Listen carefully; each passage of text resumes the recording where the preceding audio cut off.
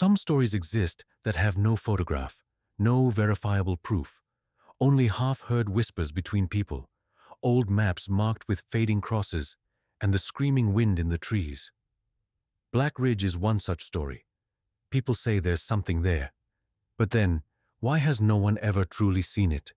But it's also said that those who do see it never live to tell the tale. This case began when 4 friends vanished without a trace in one of America's most remote wilderness areas. Their families and investigators searched for answers, but all they found were rumors of a supernatural secret hidden in the shadows. Strange symbols, terrifying silences, and sightings of a famous figure cloaked in black have kept this case unsolved for years. Today, we take you into the mystery of Black Ridge, where every step could be your last. In the summer of 2019, 4 close friends, Tyler Brooks, Ethan Cole, Mason Reed, and Logan Hayes, set out on a weekend camping trip. Their destination was Black Ridge Forest, a vast, deep, and notoriously isolated woodland nestled near the Appalachian region of the United States. They arrived, parking their Jeep in a small gravel lot that seemed carved out of the encroaching wilderness. That lonely parking lot was the last piece of their familiar world. Beyond it lay only the unknown. These 4 considered themselves seasoned outdoorsmen. They had state-of-the-art GPS units, satellite phones, and professional-grade waterproof tents. But Black Ridge, it plays by a different set of rules. The first day passed uneventfully, almost idyllically. There was hiking, laughter, and breathtaking views. Mason documented everything with his high-definition camera. Logan meticulously noted geographical coordinates in his journal. Tyler would often reach out and touch the ancient bark of the trees, as if communicating with them. Ethan was quiet from the start. His eyes constantly darted into the deep woods, scanning the spaces between the trunks, as if he sensed a presence they could not. When the first night fell, the sounds of the forest began to change. Interwoven with the sighing of the wind was another sound, a low, resonant hum, like someone speaking in a very old, forgotten language. Ethan was the first to notice it. "Listen, that sound, that's not the wind," he whispered, his voice tense. Tyler laughed it off, clapping him on the shoulder. "Relax, man. It's the woods. Animal noises are part of the package." Later, deep in the night, Logan was jolted awake by a sound outside his tent. He felt a palpable presence, a feeling of being watched from just beyond the thin nylon wall. Heart pounding, he grabbed his flashlight and unzipped the tent flap, sweeping the beam across the darkness. There was nothing, only the impenetrable black of the forest night. Then his light caught something on the ground directly in front of the tent entrance. Etched into the dirt were a series of symbols, complex, interlocking spirals. They looked anything but natural. It was as if they had been deliberately carved, or perhaps left by something. In the morning, the group examined the symbols with a growing sense of unease. Their concern turned to alarm when they realized their GPS units were completely dead. Their phones showed no signal. Logan's compass needle spun in lazy, useless circles, as if manipulated by an invisible force. "This is impossible," Logan insisted, frustration edging his voice. "I checked the satellite uplinks yesterday. Something is very wrong here." They made the unanimous decision to turn back. As they trekked, they stumbled upon a crumbling stone archway, almost swallowed by ivy and moss. Inscribed into the weathered rock were the Latin words, "In umbra veritas," in shadow, truth. Mason immediately shouldered his camera, the red recording light blinking. "Logan, what does that mean? What truth?" Logan opened his mouth to respond, but the words died on his lips as a sudden, absolute silence descended upon the forest. The birdsong ceased, the insect chorus vanished. The only sounds were their own ragged breaths and the frantic beating of their hearts. It felt as if the entire forest had held its breath and was now listening to them. After walking for what felt like hours, Mason stopped dead in his tracks. "Wait a second. We've passed this same bent birch tree 3 times now." A cold dread began to seep into the group. They tried changing direction, heading north, then east, then west. Logan began marking the trees with a knife as they walked, creating a clear trail. Yet after another hour of hiking, they found themselves back at the stone arch, their own fresh knife marks staring back at them from the surrounding trees. "We're walking in a perfect circle," Logan said, his voice hollow with disbelief. "We haven't moved an inch from this spot all morning." The four friends were now truly lost and deeply frightened. They tried every path, every deer trail, but each route inexplicably looped back to the same cursed clearing. As darkness fell once more, they had no choice but to set up camp again, their morale shattered. That night, Tyler began to change. He spoke very little. His eyes were wide and distant, as if he were in another world entirely. Around 2 a.m., Ethan saw Tyler emerge from his tent and walk barefoot toward a small, stagnant pond. "Tyler, where are you going?"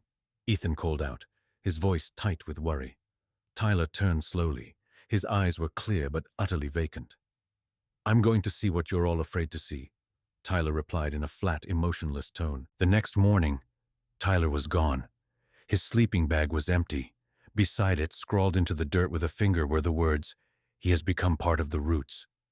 Pure, unadulterated fear now gripped the three remaining friends. They searched desperately for any sign of Tyler, calling his name until their voices were hoarse, but found nothing. As they debated their next move, Logan suddenly pointed into the middle distance, his hand trembling. "There, look!" For a split second they all saw it, a tall, impossibly thin figure standing between two trees, shrouded in what looked like a black tattered cloak. But when they blinked, it was gone.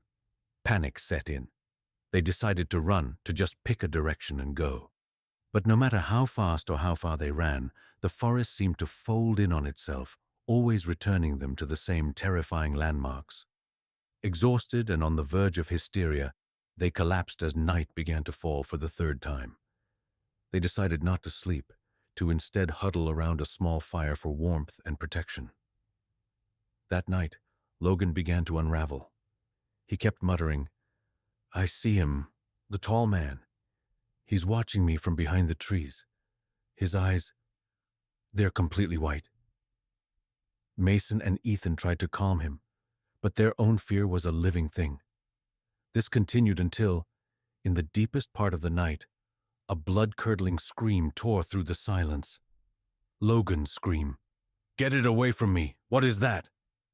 Mason and Ethan scrambled to their feet, their hearts in their throats. They searched the immediate area, shouting Logan's name, but he too had vanished. All they found where he had been sitting was a single small finger bone and Mason's camera, with one new video file on it. The clip was recorded by Logan. In the shaky night vision footage, Logan's terrified face was visible as he panned the camera up into the branches of a massive oak. There, hanging upside down from a thick limb, was a dark, contorted shape. Logan's voice, a hysterical whisper, narrated, "It's hanging from the tree. But its face is turned toward me, and it's not moving. It's just staring." Terrified beyond reason, Mason and Ethan knew they had to run. They fled into the blackness, no longer caring about direction, only distance. They ran until their lungs burned and their legs gave way. As dawn threatened to break, Mason realized something. "Ethan, we're not looping back. We're actually getting somewhere." A sliver of hope pierced their terror. They had put significant distance between themselves and the nightmare, and with the new day, their courage began to flicker back to life. Exhausted, they found a small hollow, and believing the entity was far behind them, decided to risk a few hours of sleep. The next morning, Ethan awoke to find Mason gone, but Mason's camera was lying beside his empty backpack, and it was recording. With a trembling hand, Ethan picked it up. The screen was black, but the audio was playing. It was Mason's voice, whispering, "I'm following it. It showed itself again. The tall man. But he doesn't speak. I can hear him in my head. It's like he's speaking directly into my thoughts." Ethan's hand shook violently. He fumbled to turn the camera off, but as he did, the screen glitched for a single frame. Zooming in, he could make out a horrifying image. Mason, lying unconscious at the base of a familiar gnarled tree. It was the very spot where they had first seen the stone arch. Driven by a desperate need to find his friend, Ethan ran back the way they had come. To his utter confusion, the journey that had taken them hours to flee now took only minutes to retrace. The forest seemed to warp and contract at will. When he arrived, Mason was not there, but his favorite hoodie was, discarded on the ground. And next to it lay a single memory card. On it, scrawled in marker, were the words, "Last message." Hands shaking uncontrollably, Ethan inserted the card into the camera. A new video file appeared. Who had left this here? He pressed play. The clip showed Mason, his face pale and streaked with dirt, speaking directly into the lens. "Ethan, I think I'm losing myself. That thing, it has no body. It's a memory. It exists as a memory, and it makes you doubt your own mind. I'm still walking, but I feel like I've done this all before. Maybe, many times. Maybe we aren't new to Black Ridge. If I don't make it, Ethan, you have to either run with this camera or close your eyes, because when you see yourself again, nothing will be what it seems." A cold, profound dread settled in Ethan's bones. He didn't understand, but he knew he had to move. He started running again, the camera clutched in his hand like a talisman. He felt eyes on his back constantly, but every time he spun around there was nothing. During his frantic flight, he stumbled back upon the stone arch with its chilling inscription, "In umbra veritas." It was then that he heard a voice. It wasn't the forest's hum. It was a human voice, and it was his own. It whispered, "Save me, Ethan." The camera in his hand glitched violently. On the screen, a different video was playing. It showed Ethan himself, sitting beneath a tree, his clothes torn and bloody. And he was speaking, his eyes wide with terror. "Don't follow Mason. It's me. I've seen it all. I am the one you can't save." Ethan's face drained of all color. His mind reeled. When was this recorded? He broke into a panicked sprint, and suddenly he burst into a small clearing. There, a tent was pitched, and sitting around a cold fire pit were 4 friends. As he crept closer, his blood ran cold. The 4 figures were them: Tyler, Logan, Mason, and another Ethan. The horrifying truth crashed down upon him. He screamed at his oblivious doppelgangers, "Get out of here! Run, now!" From the circle, the other Ethan paused and looked up, saying, "Listen, that sound, that's not the wind." Tyler laughed. "Relax, man. It's the woods. Animal noises are part of the package." He was witnessing the first night of their trip. He was the source of the warning they had ignored. He screamed again, trying to rush forward to stop them, but his legs refused to move. He was paralyzed, a ghost forced to watch his own past unfold. He remembered Mason's last words on the memory card. "When you see yourself again, nothing will be what it seems."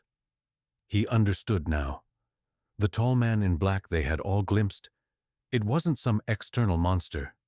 It was a future echo, a twisted version of themselves lost to the loop. He was seeing himself. With a final agonizing effort, he wrenched his arm free. He saw a heavy rock on the ground, the same rock from the archway. A terrible, necessary resolution filled him. If this was a time loop, then perhaps his own death was the only variable that could break it. Perhaps he had been the hunter all along. He was the one who had taken Tyler, who had taken Logan.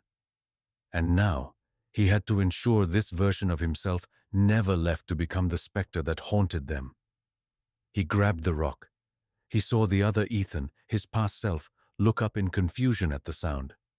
With a cry of anguish and fury, Ethan brought the rock down, and then again, and again. He was breaking the cycle the only way he knew how. So, that is the story of the 4 friends, Tyler, Ethan, Mason, and Logan. I heard it myself from an old forest ranger who used to work near those parts. He himself lived in the shadow of Black Ridge. He told me that ever since he saw those spiral symbols, he never slept properly again.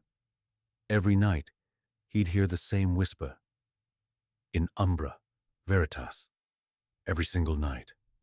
People say it's all just an urban legend. Someone makes a documentary, someone else a podcast. People listen, and then they forget. But I could never forget. I've seen the case files myself. Search teams combed every inch of that forest with helicopters, dogs, and thermal drones. All they ever found was the boy's Jeep, sitting in that same lonely parking lot at the edge of Black Ridge Forest, right where they began their journey. Inside the vehicle were a few scraps of tent fabric, an old broken compass, and a camera, containing only hours of static. No blood trail, no signal, no footprints, just those infamous spiral symbols, and a single heavy stone placed carefully on the driver's seat, on which was etched, in umbra veritas. To this day, every decade or so, someone retells this story in a new form. Maybe you'll believe it, maybe you won't. But the truth remains hidden in the forest. And those four friends, they were never found. And perhaps they never will be.